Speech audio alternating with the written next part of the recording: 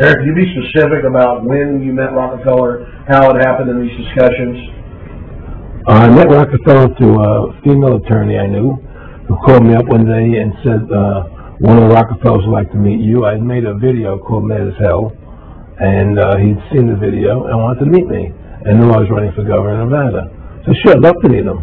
And I met him, and I liked him, and he was a very, very smart man, and we used to talk and share ideas and thoughts, and he's the one who told me 11 months before 9/11 ever happened that there was going to be an event.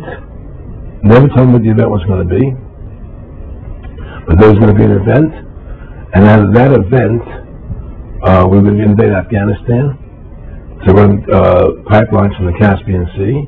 We were going to invade Iraq, to take over the oil fields, establish a base in the Middle East, and make it all part of the New World Order. And we go after Chavez in Venezuela.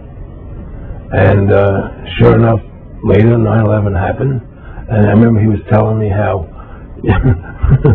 how you're gonna see soldiers looking in caves for people in Afghanistan and Pakistan and all these places, and there's gonna be this war on terror, which is no real enemy, and the whole thing is a giant hoax, but it's a way for the government to take over the American people. He told you it was going to be a hoax. Oh yeah.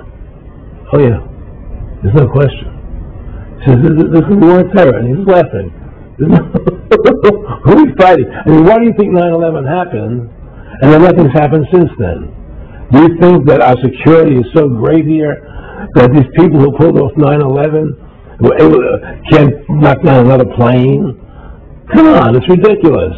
9/11 was done by people in our own government and our own banking system to perpetuate the fear of the American people and to subordinate themselves to anything the government wants them to do.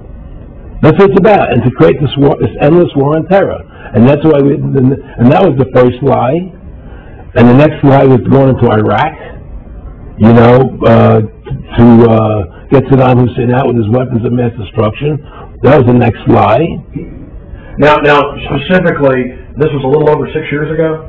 This was 11 months before 9/11. Yeah. And Nick Rockefeller, who's a lawyer, he's become your friend over the previous years, and he's saying to you that there's going to be this big event, and then out of that we're going to have a war on terror, and it's just going to go on and on. Right.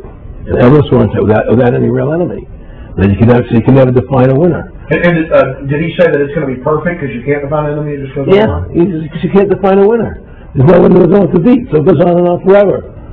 And they can do whatever they want. They scare the hell out of the American public. Look, this whole war on terror is a fraud. It's a farce. It's very difficult to say it out loud because people are intimidated against saying it. Because if you say it, they want to make you into a nutcase.